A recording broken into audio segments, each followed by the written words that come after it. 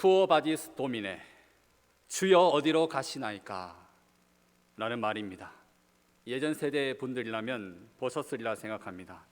필름 영화관에서 보았던 영화의 한 장면입니다.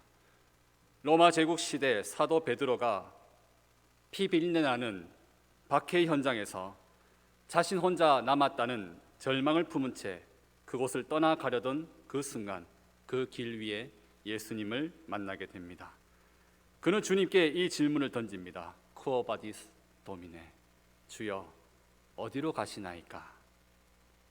예수님은 그 질문에 베드로야, 너가 나의 어린 양들을 버린다면 나는 로마로 가서 다시 한번 십자가에 못 박히리라. 사랑하는 성도 여러분, 오늘도 말씀을 향한 갈급함으로 주님의 은혜밖에 없음을 발견하였기에, 그리고 생각하였기에 사모하는 심정으로 이 예배 가운데 나아오셨습니까? 우리는 지난 4월의 중반을 고난주간으로 십자가에 달리신 예수님의 은혜를 묵상하였습니다. 그리고 이어서 부활절을 통해 다시 사신 우리들의 그리스도 예수님을 볼 수 있었습니다. 다시 사신 주님이시기에 그 예수님을 역사 속 과거의 현장에서 찾거나 어느 유명한 4대 성인 가운데 끼워넣어 그때 한 위대한 사람이었지라고 그분을 치부해 버린다면 우리는 그곳에서 절대 예수님을 만날 수도 찾을 수도 없을 것입니다. 예수님은 다시 살아나셨고 지금도 살아계시며 하나님의 보좌 우편에서 우리를 향해 기도해 주고 계십니다. 그가 보내어 주신 하나님의 영 성령님은 우리 안에 내주하여 함께하고 계십니다. 그렇습니다. 예수님은 하나님의 아들로서 영생의 주님으로 지금 우리 가운데 함께 계십니다. 이번 부활절 그 감격으로, 그 은혜로 예수님의 임마누엘 은혜가 나와 함께 하고 있었음을 누리셨습니까? 지금도 식지 않고 여전히 뜨겁게 내 안에 선포되어지고 고백되어지고 있습니까? 부활의 주님, 다시 사신 주님, 우리들의 구세주 되신 예수님을 온전히 바라보는 신앙이란 1년에 한 번 그 고난주간과 부활절에 기념하였다가 일주일 만에 혹은 얼마 동안만 유지되다가 잊혀지는 것이 되어서는 안 될 것입니다. 아주 오래전에 다시 살아나셨던 역사 속 예수님으로만 볼 것이 아니라 지금도 앞으로도 그와 같은 모습으로 우리와 함께 계신 주님으로 우리가 바라볼 수 있어야 할 것입니다. 그 신앙은 분명한 믿음을 주어 죄된 세상 속에서 승리하며 살 수 있도록 우리를 붙들어 주실 것입니다. 오늘 이 크신 은혜가 이 자리와 그리고 온라인으로 예배를 드리는 모든 성도들의 심령 안에 온전히 역사하시기를 주님의 이름으로 간절히 축원합니다. 우리 그 마음으로 옆에 분과 함께 인사하겠습니다. 다시 사신 주님과 평생을 함께 하시겠습니까? 다시 사신 주님과 평생을 함께 하시겠습니까? 우리 아멘으로 화답하겠습니다. 아멘입니다. 다시 한번 인사하겠습니다. 예수님이 가시는 곳에 따라가십시오. 예수님이 따라가시는 곳에 따라가십시오. 아멘입니다. 우리가 알게 모르게 크게 착각할 수 있는 것이 한 가지 있습니다. 부활의 주님이시라면 그분이 참 영광스럽고 크신 모양으로 다시 사셨기 때문에 그가 계신 곳은, 그가 가시는 곳은 이전과 같은 십자가의 고난이나 순환이 가득한 그런 곳이 아니고 밝고 빛난 것이 아닐까, 그렇게 생각하는 인식입니다. 그리고 예수님은 나와 같이 죄 많은 사람이 만날 수 없는 다시 사신 영광스러운 분이시기에 그분께 가까이 갈 때 만약 나에게 흠이 있거나 어떤 죄나 부족함이 발견되어서는 안 된다는 그런 마음과 생각도 가지게 됩니다. 이러한 우리들의 인식과 예수님을 대하는 마음은 우리의 신앙을 더 넓혀주거나 예수님을 더 잘 만날 수 있도록 도와주는 것이 아닙니다.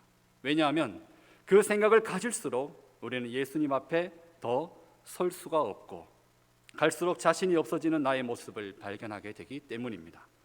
예수님의 제자들도 마찬가지였습니다. 이들은 십자가를 지고 가시는 예수님 앞에서 모두 다 도망가 버렸습니다. 예수님이 다시 사실 것이란 믿음조차 없었기에 죄책감과 비참함 속에서 십자가 사건 이후의 시간을 보내게 됩니다.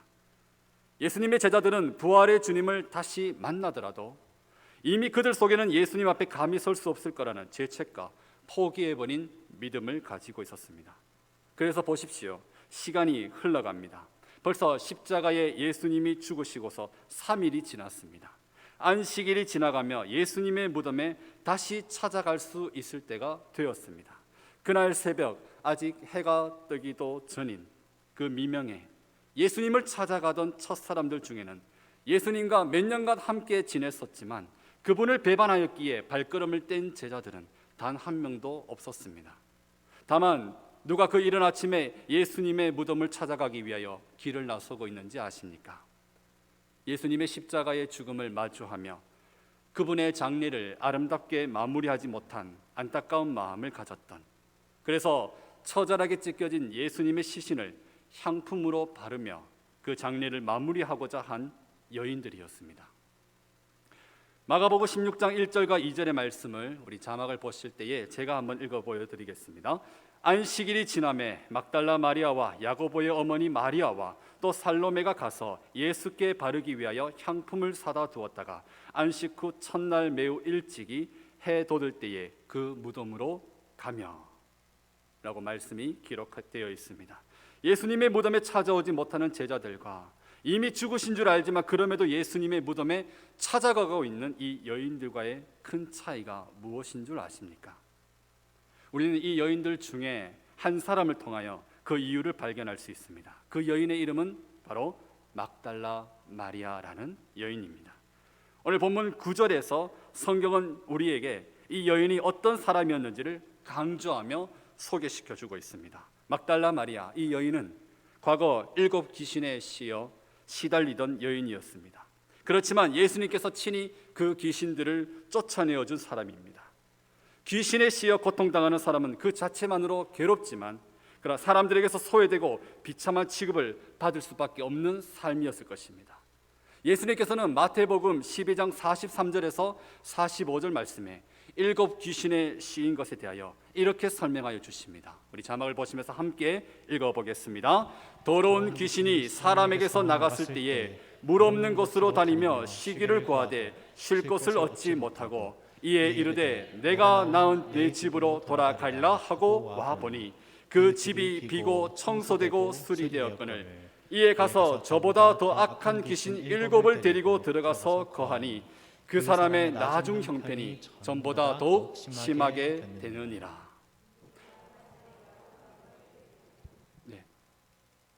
한번 귀신에 씌인 정도가 아니라 이 여인의 영과 육을 완전히 파괴하고자 7 귀신이 달라붙어 삶의 모든 것이 다 망가져버린 가장 비참하고 어두우며 누구보다 낮은 곳에 있었던 막달라 마리아라는 여인의 인생입니다. 그러나 예수님을 만나 그녀를 괴롭히던 모든 7 귀신이 다 떠나갔으니 큰 은혜를 받은 사람이 또한 바로 그 여인입니다. 그런데 자신이 어떤 은혜를 예수님으로부터 받았고 그것이 얼마나 큰 사랑인지를 잘 알고 있었던 막달라 마리아는 십자가에서 죽으신 예수님을 마주하면서도 큰 사랑과 은혜를 받은 생명의 주님 되시는 예수님을 생각하며 그분의 무덤으로 찾아갈 수 있었던 것입니다. 그리고 그날 아침 부활하신 예수님은 이 막달라 마리아를 가장 먼저 만나주고 계십니다. 예수님께서는 한 바리새인의 집에서 식사하실 때에 죄를 지은 한 여자가 향유를 담은 옥합을 가져와서 눈물로 예수님의 발을 적시고 그리고 그 향유를 부을 때에 그 여인을 보시면서 이런 말씀을 하셨습니다. 누가복음 7장 47절의 말씀입니다. 다 같이 한번 읽어보겠습니다. 이러므로 내가 내게 말하노니 그의 많은 죄가 사하여 줬도다. 이는 그의 사랑함이 많음이라. 사함을 받은 일이 적은 자는 적게 사랑하느니라. 죄가 많은 곳에 은혜가 더한다고 하였습니다. 죄를 많이 지으면 은혜도 많이 받는다는 뜻이 아닙니다. 내가 얼마나 죄인이며 비참한 처지이며 그런 나를 용서하시고 사망에서 생명으로 옮겨주시는 예수님의 은혜가 큰지를 깨닫고 알게 된 자는 주님의 그 은혜를 경험하는 강도가 다를 수밖에 없다는 말씀입니다. 부활하신 예수님은 십자가의 이전과 이후, 부활의 이전과 이후가 달라지지 않으셨습니다. 예수님은 처음 우리에게 오셨던 모습과 동일하게 가장 낮은 곳, 심령이 가난하여 하나님의 은혜만을 겸손히 구하는 바로 그 사람, 바로 그 장소에 찾아오신다는 것입니다. 예수님께서는 나중된 자가 먼저 된다고 하셨습니다. 나타나시고 먼저 만나 주셨다는 것은 예수님은 여전히 죄인된 자를, 병든 자를, 그리고 그 은혜가 필요한 자를, 생명의 구원이 필요한 자들을 향해 구원의 발걸음으로 찾아오신다는 것입니다. 막달라 마리아에게 먼저 나타나셔서 먼저 만나 주셨다는 것은 바로 그렇게 은혜를 구하며 찾아온 한 사람을 통하여 하나님의 은혜가 무엇이고 누가 예수님이 누구를 찾기 위해 나타나시는지를 우리에게 보여주시는 것입니다. 그렇다면 우리들도 마찬가지입니다. 나는 지금 변치 않으신 주님께서 가시는 곳으로 나아가고 있습니까? 내가 구하는 것, 내가 누리고자 하는 곳에 하나님을 데려오고자 하는 것이 아니라 주님의 시선이 머물고 주님의 발걸음이 향하는 곳으로 내가 나아가지 않으면 우리는 주님을 만나기가 얼마나 어려울까요? 그리고 예수님을 만나지 못한 채 듣기만 하며 나의 자리에만 여전히 머무르고 있다면 그 신앙의 차이는 매우 극명하게 나타날 것입니다. 하나님을 향한 신앙이라는 것은 반드시 예수님을 만나는 시간으로 나아가야만 합니다.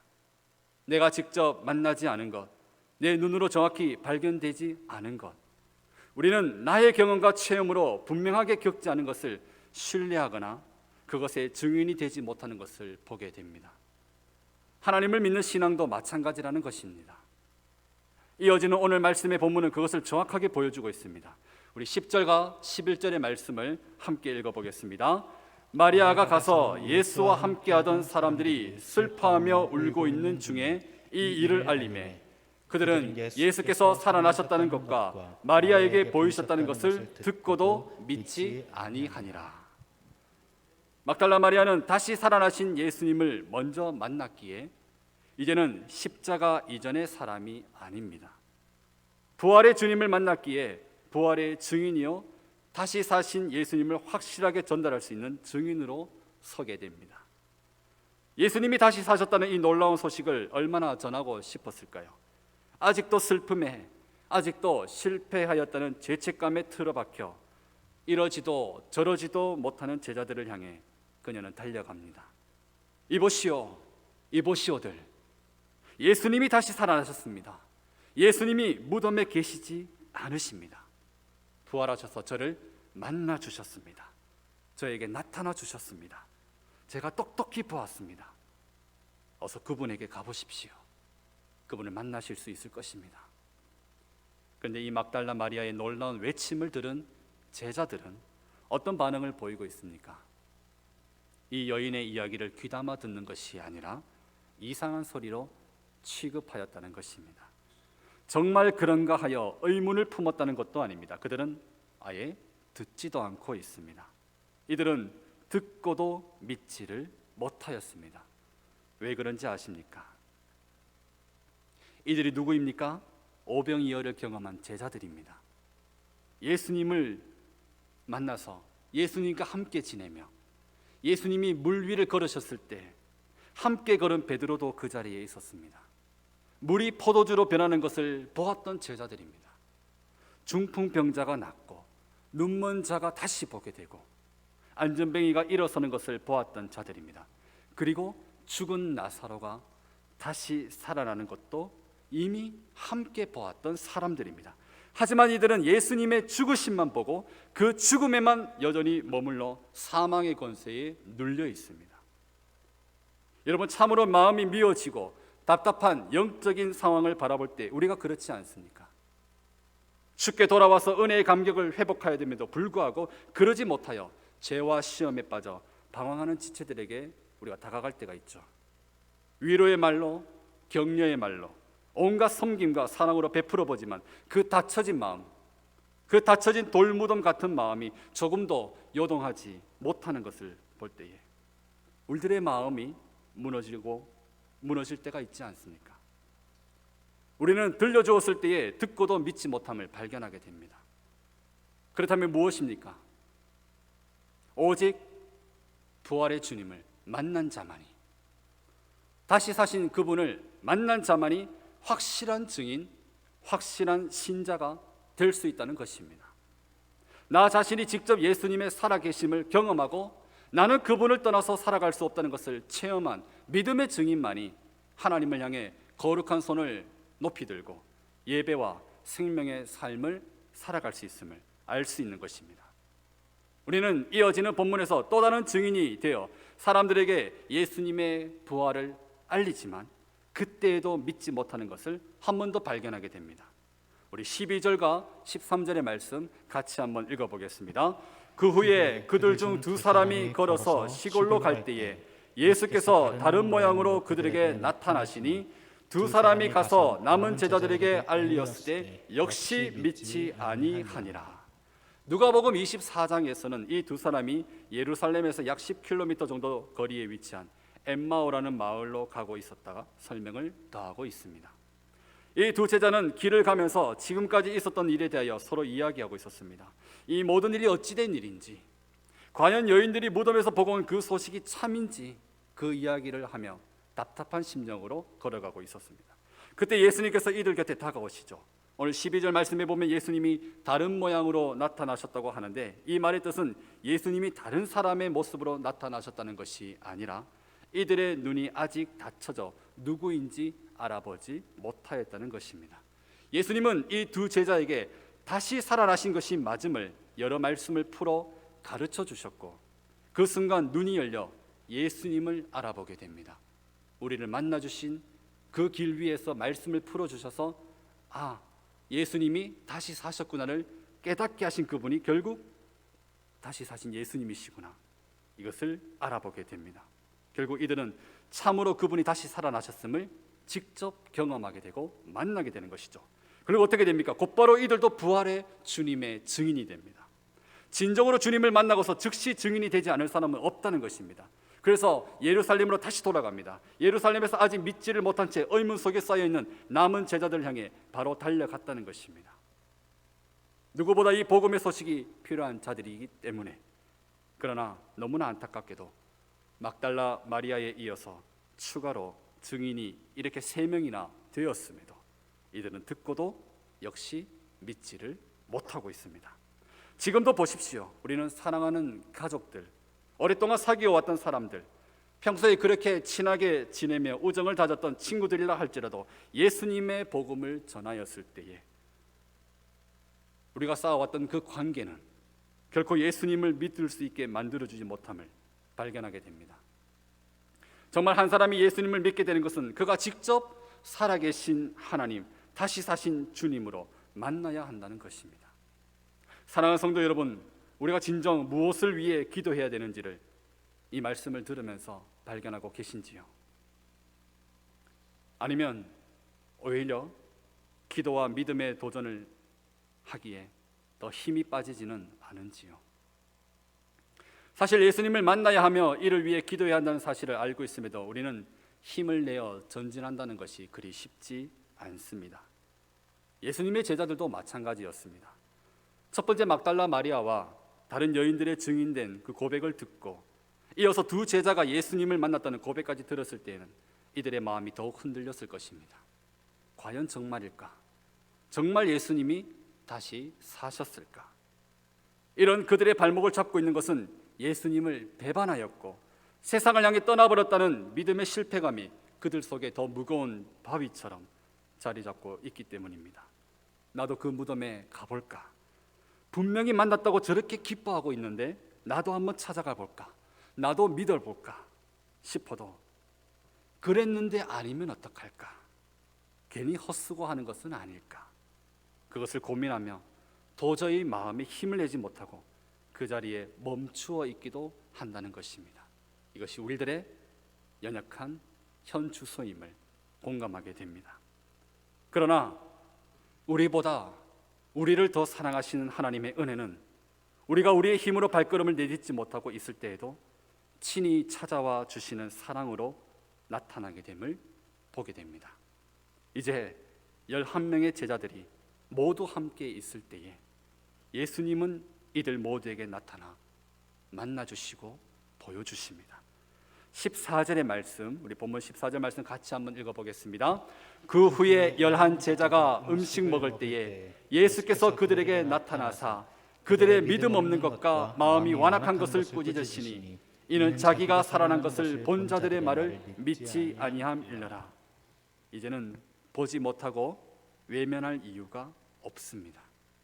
더 이상 고민하고 근심할 이유가 없습니다. 모두가 살아계신 부활의 주님을 두 눈으로 똑똑히 보고 있기 때문입니다. 예수님은 듣고도 믿지 못하는 자들을 꾸짖으십니다. 이들의 믿음 없는 것과 완악한 것을 꾸짖으시는데, 이 완악하다는 것은 마음이 무뎌졌고 굳어버렸다는 것을 의미하고 있습니다. 즉 예수님이 다시 살아났다고 분명히 만났다고 외치는 증인들의 목소리가 있음에도 이들은 그것보다 자신의 생각과 죽음의 힘을 더 믿고 있었다는 것이죠. 내 눈으로 그의 손에 못자국에 손을 대어보고 그 못자국과 옆구리에 내가 손을 넣어보지 않고는 믿지 않겠노라고 외쳤던 제자 도마처럼 마음이 굳어지면 우리는 완악하게 내 고집을 피울 수밖에 없게 됩니다. 그리고 끝까지 인정하지 않으려는 완악한 고집은 육신의 죄에 갇혀 살아가는 우리 모두의 굳은 마음을 대표하고 있다고 볼 수 있습니다. 그런데 예수님의 꾸짖으심을 듣게 되는 이 장면이 참 감사함으로 우리에게 다가오고 있는 것은 그분의 꾸짖으심이 이들의 연약함과 완악함으로 인해서 이제 어떤 희망이나 가망이 없다고 결론 내리시는 예수님의 말씀이 아니라는 것입니다. 예수님께서 이 꾸중의 말씀을 모두에게 보이시며 주시는 것은 사랑의 음성입니다. 내가 너희들의 연약함을 이미 알고 있었다라는 것이죠. 이전에 어땠습니까? 베드로가 예수님께 확신에 찬 목소리로 모두가 다 버릴지라도 저는 그렇게 하지 않을 것입니다라고 했을 때에 아니다, 너가 닭이 2번 울기 전에 3번 나를 부인할 것이다라고 미리 말씀해 주신 것과 같은 것입니다. 우리는 보지 못하고 있을 때에도 우리의 연약함을 다 알고 계신 것이죠. 이미 우리의 연약함을 아시고 우리가 배반할 것도 우리가 넘어질 것도 다 아시기에 우리가 넘어진 그 자리로 이제는 주님이 친히 찾아와서 보여주시는 것입니다. 그래서 예수님의 꾸중이라도 듣게 된다는 것이 얼마나 큰 은혜인지 모릅니다. 지금 이 순간 모든 제자들의 두 눈으로 부활의 예수님을 똑똑히 만나게 되는 순간이 되고 있다는 것입니다. 예수님은 꾸짖으심이 목적이 아니라 이들을 만나 주심으로 이들을 고쳐 예수의 증인으로 삼아 복음을 전할 수 있는 사명자의 길을 걸어갈 수 있도록 초청하여 주시기 위함이었습니다. 사랑하는 성도 여러분, 믿음은 반드시 확실한 만난 자의 증인된 목소리를 통하여 전파되고 이어질 수 있다는 것을 기억하시기 바랍니다. 예수님을 만났기에 먼저 증인이 될 수 있었던 막달라 마리아와 두 제자와 같이 이제 예수님은 모두에게 나타나 만나주시고 이 땅에 죽어가는 모든 영혼들을 위한 구원의 소식이 전파될 수 있도록 우리에게 사명을 허락하여 주십니다. 진정 예수님을 만난 자라면 그 사명이 예수님이 지신 십자가와 같은 짐이라 할지라도 능히 그 길을 걸어갈 수 있을 것입니다. 이제 15절에서 18절까지의 본문 말씀을 다 같이 한번 읽어보겠습니다. 또 이르시되 너희는 온 천하에 다니며 만민에게 복음을 전파하라. 믿고 세례를 받는 사람은 구원을 얻을 것이요 믿지 않는 사람은 정죄를 받으리라. 믿는 자들에게는 이런 표적이 따르리니 곧 그들이 내 이름으로 귀신을 쫓아내며 새 방언을 말하며 뱀을 집어올리며 무슨 독을 마실지라도 해를 받지 아니하며 병든 사람에게 손을 얹은즉 나으리라 하시더라. 아멘. 그때로부터 시작하여 예수님의 복음은 온 세상에 널리 전파되기 시작했고 우리가 살아가고 있는 이 시대와 이 장소와 지금 이 순간까지 이어져 오게 되었음을 바라보며 우리에게 복음의 증인된 삶을 살아가라고 초청하여 주시는 주님의 음성을 새롭게 우리는 이 시간 듣게 됩니다. 우리는 우리가 받은 이 소중한 복음의 증인된 소식을 전하지 않고 살아갈 수는 없습니다. 우리가 진정 예수님을 만나서 믿는 자라 고백하고 있다면 우리는 증인의 삶을 살아갈 수밖에 없기 때문입니다. 때로는 믿음이 약하여지고 이 사명을 생각하기조차 힘든 나날 속에 이 땅에서의 삶에 매여 나 자신과 우리 가정과 교회 안에서 믿음의 대가 약해지고 끊어져 가는 것을 보게 되는 경우가 있습니다. 예수님은 오늘 이 말씀을 우리에게 들려주시며 내가 여전히 부활의 생명으로 너희와 함께 있다, 나는 너희를 떠난 적이 없다고 우리에게 말씀하여 주시는 줄 믿습니다.